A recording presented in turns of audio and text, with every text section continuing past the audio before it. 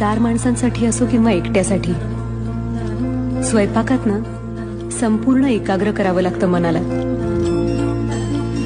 एका माणसाचं जेवण बनवायला तेवढीच मेहनत लागते जितकी 40 माणसांच्या स्वयंपाकाला. हे कधी विसरायचं नाही.